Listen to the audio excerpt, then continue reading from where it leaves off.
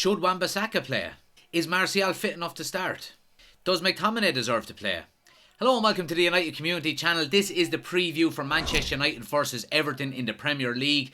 And on the back of a good 3 points against Brentford at Old Trafford for Manchester United, we're looking to get a bit of a run going again. Obviously, it was a disappointing result last weekend against Newcastle and an even worse performance. But they done a pretty good job against Brentford, a professional job, got 3 points on the board. So we have plenty to discuss. Let's get into it. So as we know, Manchester United go into this Premier League game on the back of some maybe hit and miss performances. We've got 2 wins, 2 losses and a draw in our last 5 games. Now obviously our last win coming against Brentford in midweek, we will bring probably a bit of confidence on the back of that performance. It was a very professional performance at Old Trafford. As we know, Manchester United are turning Old Trafford into a bit of a fortress again, which is good to see. Obviously, we've seen last season and the season before under Solskjaer, for example, Manchester United's away form was really good, but home form was kind of hit and miss. And it seems to have flipped on its head this season. I think the majority of Manchester United fans would prefer to have good home performances more so than away performances. It is something that we need to improve on. One of the stats, suggests, well, doesn't suggest, it's true that Manchester United have lost to the top 6 away from home in every game this season. So it's something we do need to improve on. But thankfully, this game is at home. Hopefully, we can get 3 points on the board, kick on from a positive performance in midweek against Brentford, and keep the pressure on for top 4.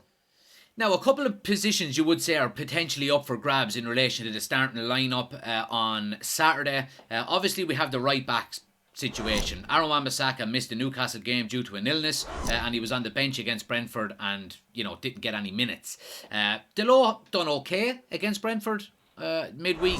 Against Newcastle, he was pretty poor, like the majority of the team were as well. So it's going to be interesting to see how Ten Hag sets up in that scenario. If he's going to go with Delors, he tends to not juggle players an awful lot. If he makes up his mind on certain areas, he tends to give a prolonged period of time for that player to play in that position. So that would favour Delors if that's going to continue to be the case. However, we do have good contrast in Delors and Wan-Bissaka, one being a better attacking defender and the other being a better defensive defender. Me personally, I think this game will probably suit Delors more. You would hope we can be on the front foot against Everton and really pin them back, and I think Delors would give you better options in that case. And another area of the field, as we know, massive talking points this season is in relation to central midfield. Casemiro is serving his final game ban in relation to the ban that he got. So look, obviously we can't wait to get him back. And I think this game again is going to come too soon for Christian Eriksen in relation to getting back to full fitness. So look, the debate is there now whether it's going to be McTominay or whether it's going to be Fred. I think Bruno and Sabitzer are, I won't say guaranteed to start, but Bruno is Bruno, and Sabitzer has had some good performances over the last few weeks. So look, if we're going with the performances midweek against Brentford, I thought Scott McTominay had an average enough first half, but I thought he was quite good in the second half. Again, Ten Hag will pick his team in relation to the opposition that he's playing against. So I think that one is really a toss of a coin, and it's one that I wouldn't be against Scott McTominay starting on the back of his second half performance midweek. I do still think that Fred is probably the better player though. And the forward line now, finally, in relation to our starting 11, is one that not only we don't really know what way it's going to be picked now, but I think that's a good thing because it keeps the opposition on their toes as well.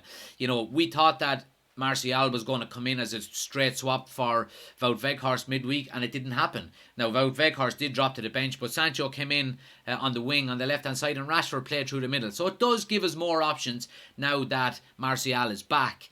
Ten Hag did say after the midweek game against Brentford that Martial is still not fit enough to start games. Whether that changes in the course of 3 days, I'm not too sure. But it's going to be interesting to see how he sets up in the forward line. But the fact that we're guessing is a good thing because it means that the opposition are guessing as well. Now, let's talk about the opposition and Everton. Now, Sean Dyche has somewhat steadied the ship as Everton manager since he's come in. And in their last 5 performances in the Premier League, they've got 3 draws, a win and a loss. And obviously, they've got a very positive result midweek against Spurs, getting a 1-1 draw at home to them. Now, look, I don't think this is going to be an easy game in any shape or form. Sean Dyche's teams, historically have always been very resolute, very hard to break down, keep their shape, low blocks, counter-attacking kind of football. So I don't think it's going to be an easy game for Manchester United at all. Now, look, we do know, obviously, they're going to be missing one of their main players in Decore, who got a red card against Spurs midweek. But they've still got some players that you would say have got threats about them. Iwobi, Damari Gray, these types of players. And they've also got a lot of experience in their team as well, with the likes of Seamus Coleman, Jordan Pickford in the goal as well. So it's not going to be an easy game for Manchester United at all. Now, let's get into our predicted 11 for the game against Everton on Saturday. Now, let's look at the back five, I suppose. I'm going with David De Gea in the goal, Dalot at right back, Malacia at left back, and centre backs then of Varane and Martinez. Look, obviously, I think Dalot will probably suit this game a little bit better. And look, he did have a decent enough game midweek against Brentford also. We're not too sure about Luke Shaw. It doesn't look like he's going to be fit in time for this game. So I'm going to stick with Malacia. I thought he had a very good game when he came on against Brentford as well. So I'm really happy with, for him to get the start. And then, of course, Varane and Martinez, the partnership, happy with them. I don't see, between now and the end of the season, them two really sitting out much game time. They've proven their worth, and so that's going to be my back four. Now, my midfield then. Midfield three, I'm going to go with McTominay, Sabitzer and Bruno. So it's the same midfield that we seen midweek, and as well it's the same midfield that we seen against Newcastle a few days prior. Look, I think the midfield played really, really poor against Newcastle. I think they made up for it slightly against Brentford midweek, but look, I think he's going to stick with it. I really do. Look, like I said previously, I think McTominay's second half performance was really good against Brentford. Bruno is Bruno, and Sabitzer is really playing his way into this role. Now look, when the likes of Casemiro and Eriksen come back, I don't see Sabitzer and McTominay playing much of a part at all. Maybe squad players from the bench and things like that. But I think on the back of the midweek performance, I'm happy enough and I'm comfortable enough with this midfield. Now, on the three up front, then I think Ten Hag is going to go the same. I really do. So look, I'm going to stick with Anthony on the right, Sancho on the left, and Rashford through the middle.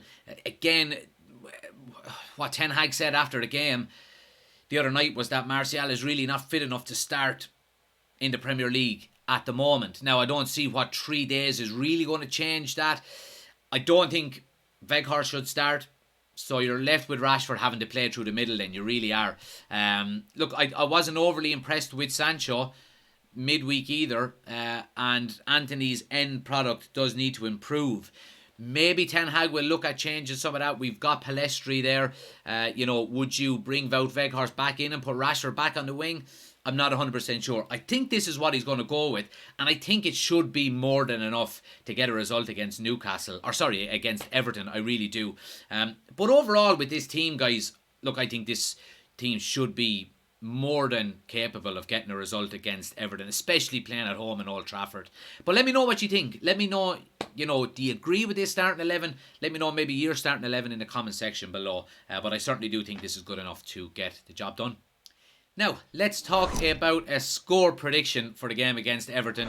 And look, like I said previously, I think the team that I've selected there, whether it is the team or not, look, I think this squad of players that we've got at the moment is more than capable of getting a result against Everton at home in Old Trafford on Saturday. I really do. Everton are fighting for their lives.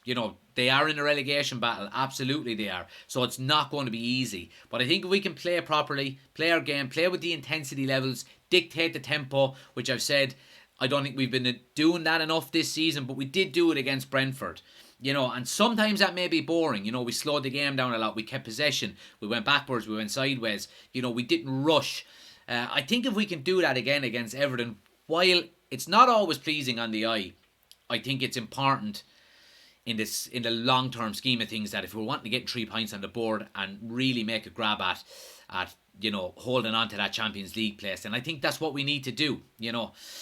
Look, it's vital that we get 3 points on the weekend. It really is. And I think, Brentford will have their tails up, you would say, on the back of the loss to us midweek. And they're playing Newcastle on the weekend. So it's a big opportunity for United to get 3 points on the board. Let's hope Newcastle will slip up. Obviously, goal difference is massive. I don't think, I know for certain that's not coming into count, throughout the season at all. It's not.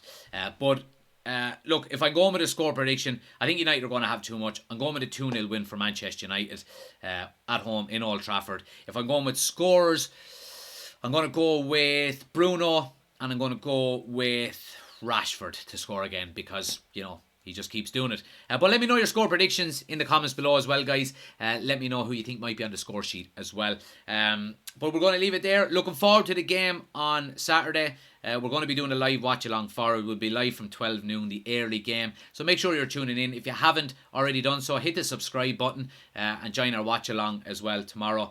Hit the thumbs up button for me as well. But until tomorrow, see you soon.